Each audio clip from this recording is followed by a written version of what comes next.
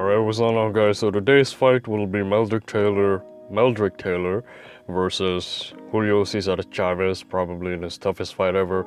This is gonna be the first one. The second one was a little bit easier because he knocked, or I think he stopped Meldrick Taylor. But yeah, we're gonna look at this fight. A lot of technicalities in this one, which unfortunately ended up being a controversial stoppage on the side of Meldrick Taylor, so let's get right into it. Now, the first one that I want to speak on is going to be his ability to pivot away after he throws his combinations. Now, why did he do this? He did this because he wanted Chavez to never have the time given in order to plant his feet. So over here, you're going to see him throw a combination. I always forget to play it in slow motion. Okay, he's going to throw a combination. Ba-ba-bam, boom, boom, boom. And then notice that just before Chavez can have the time to load up and then to gain some momentum from his legs, plant his feet, right? He's already out of there, okay? And this is the same thing that I spoke on in my Pacquiao versus Spence pre-fight analysis, is Pacquiao's ability to get out of there before you can even plant your feet and then set up your power shot. So again, here he's gonna throw his combination. Before Chavez can even get the chance to plant his feet, Meldrick Taylor will pivot away, and this is what really gave Chavez a lot of problems because Meldrick Taylor was constantly turning, and Chavez never had the time to like plant his feet. And Meldrick Taylor is pretty damn strong too, you know what I'm saying? It's not like Meldrick Taylor is not a strong motherfucker. And so the reason why Chavez was able to bully all the other opponents that he had before this is because they had the angles, they had the footwork as well, but they were easily pushed around. Meldrick Taylor wasn't that guy. He had the ability to turn while not being pushed back. So for this one, what a contradiction.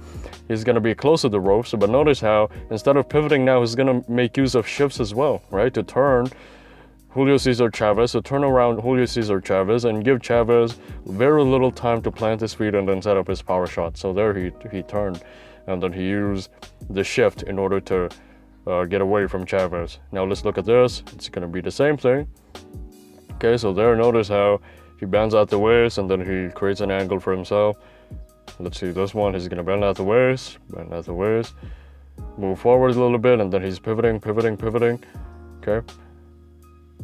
And then notice how he just turns constantly. It wasn't a very obvious shift, but it was kind of subtle. So now he's gonna do that same thing again. As he throws his punch, he's gonna turn Chavez, giving Chavez very little time to plant his feet. He's gonna do that shift to the right side. Okay, so he's gonna square up, boom, shift, and then plant his feet right there, throw some body shots, left hook, 3 left hooks, and then a double left hook, a right hand, and then left hook, and then here he throws a barrage of punches. Okay, now this is another shift right here, over to the right side again. So he's gonna bend at the waist, use the momentum that he gathered from his right leg, and then he's gonna shift, take a shift, turn, and then notice how Chavez has a lot of difficulties dealing with him because he never has the time to like plant his feet and really gain power from those power shots, okay?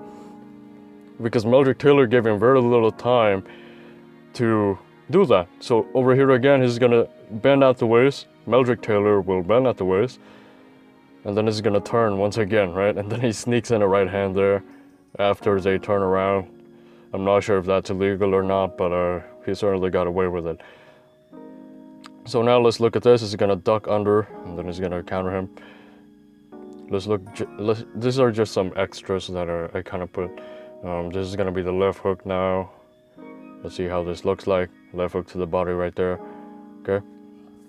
Now, one of Chavez's weapons for this one was a right hand, okay? Because he sneaks it in, even though he doesn't really need to plant his feet in order to land it. He uses it as a jab, so a stiff right hand. Because Meldrick Taylor's shoulders or hands were down, it's very vulnerable to the right hand, so he uses that as a lead punch. He leads with the right hand over there, over the top of Meldrick Taylor's jab. Again, here's gonna lead with the right hand again. Notice how sneaky it is. So that was one of the keys for Chavez in order to enter without being too predictable. He was throwing the lead right hand.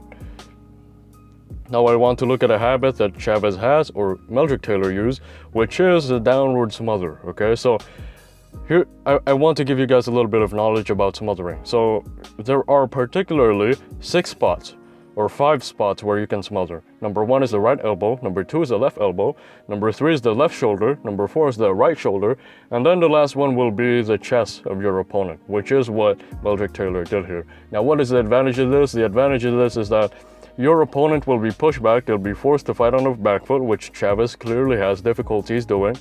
He doesn't really fight much on the back foot. And in addition to that, okay, you are more protected than from all their shots because your head is pretty much protected at the center. So he leans his head on the stomach of Julio Cesar Chavez, and that's what he did there. It's a downward smother. Here's another example. He's gonna smother downwards once again, okay? And then notice how it's much easier for him to see the punches coming because it's not leaning on one side. He's smothering downwards on the center. And that's the angle that he took advantage of, because number 1 over there, he pushed Chavez back, forcing Chavez to fight, or he was pushing Chavez back, not giving him the time and the opportunity to plant his feet. And then number 2, he was seeing the shots coming from this position, okay? He was vulnerable for the uppercut, but guess what? It's not gonna be that easy because, like I said, you have to plant your feet in order to land that uppercut, okay? So over here, he did that downward smother again. He was pushing Chavez back, and it worked for a little while. Now let's look at the leaping jab that Chavez decided to do to try and catch Meldrick Taylor. So over here, he's gonna leap in with a jab, try to set it up, and then he used that as a setup for the right hand.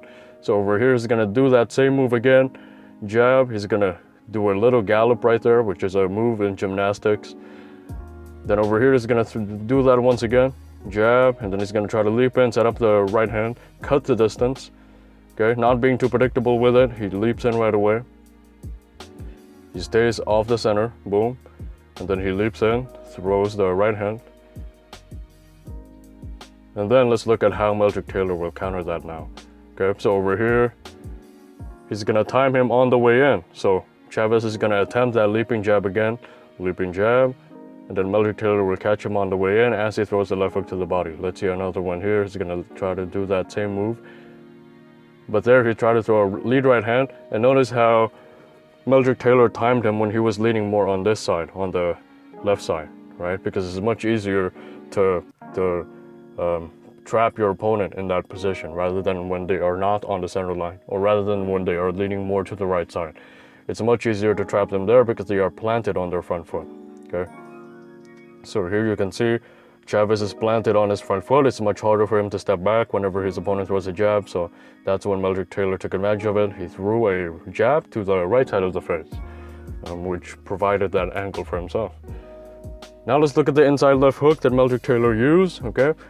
So a while ago, it was a downward smother. Now he's gonna go ahead and fight on the inside and then take advantage of the poor, not the poor defense, just the poor reaction from Chavez, and then he's gonna sneak in some inside left hooks, which gave Chavez a lot of troubles. And then there he followed it up with a right uppercut, another left hook here. He's gonna throw another left hook on the inside as well. Boom, it's gonna be an uppercut first and then a left hook, follow it up with the left hook. Here's gonna be an uppercut, uppercut, left hook, and then he catches Chavez again with the left hook because he thinks that he's protected by the smother. Chavez thinks that he's protected by the smother, when in fact it's not, okay? All Chavez, or all Meldrick Taylor has to do is to move back a little bit in order to land that left hook. So again, you'll see that here, right?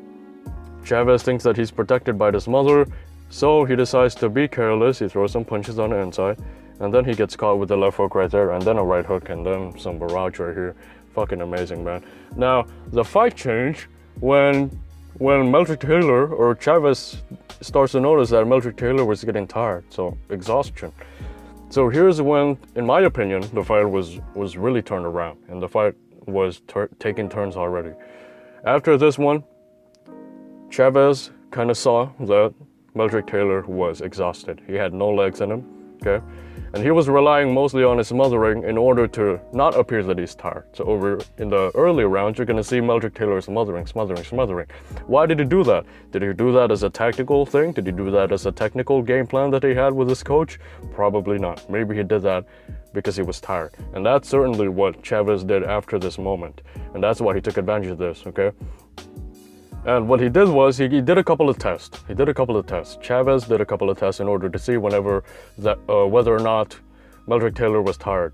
Okay, so here, notice how Chavez doesn't give him a lot of smothering room. He makes use of angles. He turns around constantly. He stays on the outside relatively or in mid-range. He doesn't give him an opportunity to smother. So initially, they would start off in a smothering position, or not. Would they smother here? No. So notice here how, again, after Meldrick Taylor throws the right hand over there, okay, he's going to throw the right hand. Notice how instead of allowing him to smother, right, Chavez will move out of the way in order to see whether or not Meldrick Taylor was tired. So we did a couple of tests. He would try to follow it up with the left hook. Again, notice how Chavez stays relatively on the outside. And this was because he wanted to see if smothering was a result of his exhaustion or if smothering was a part of their game plan. And in the later rounds, we will certainly see that smothering wasn't a part of the game plan. It wasn't just a part of the game plan. It was a part of a game plan, but it was also a result of Meldrick Taylor getting exhausted. So let's see a couple more here. You're gonna see Taylor trying to smother once again after he throws the right, but he couldn't find Chavez. Chavez was staying out of there. Chavez was constantly moving, right? And not giving Taylor the opportunity to smother. And then there you see him throwing the jab and then he tried to smother. Chavez stayed out of the way. And you can see in Chavez's eyes that, you know, he knows he got this guy. He knows he got to Meldrick Taylor. He knows that Meldrick Taylor is tired, okay? So let's see exactly how Chavez turned it all around. I think he turned it around in round 12, in the last round. So we're gonna see a right hand, the lead right hand. And notice how after this, Taylor will try to smother with him. Was that a part of the game plan? Certainly not. That's not Meldrick Taylor, okay? Meldrick Taylor has great movement. Meldrick Taylor is not someone who smothers a whole lot. But he did that as a part of the game plan in the later rounds. It just made it obvious for Chavez that he was tired. So he's gonna throw the right hand. Taylor will try to smother, and then notice there how Taylor was trying to find a place to smother. But Chavez is already out of there, so what's the point, right? He's gonna throw a right hand. Taylor will try to find a place to smother. He's gonna be all over the place here, right there, boom. He moved forward, he's trying to find a place to smother, but he realizes that Chavez is too far away. And then let's look at another example. Here he's gonna get caught with another right hand, boom, okay? And then he's gonna try to find another smothering space by doing what? By throwing punches and then using his punches to hide the fact that he's tired and he doesn't have his legs anymore. He's gonna try to throw punches here, punches. He's gonna try to smother Chavez again, but Chavez is pretty damn genius. Why is that? Because he moved back, he didn't allow Taylor to find a place to smother, and then he's gonna turn here, he's gonna do a slight shift. After he throws that left uppercut, he's gonna step back, right? Getting the angle to throw the right hand in, and then there's the knockout right there. So here's the first angle of the knockout. He's gonna move back again here after he catches him with the right hand. It's not gonna give him any room to smother anymore.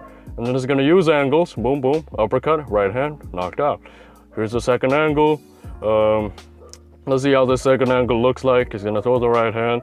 And then notice how Taylor again tries to find a place to smother. He's gonna throw his punches. He's gonna try to find a place to smother. He's gonna try to get close, but Chavez did a good job of staying far from him. And then he turns, he throws the uppercut here. He's gonna step back. He's gonna throw an uppercut, he's gonna step back, and then he's gonna throw the right hand, knockout Meldrick Taylor. So that was it. I'll see you guys soon. Subscribe to the channel if you're new. Join me on Patreon as well. And that's it. Peace.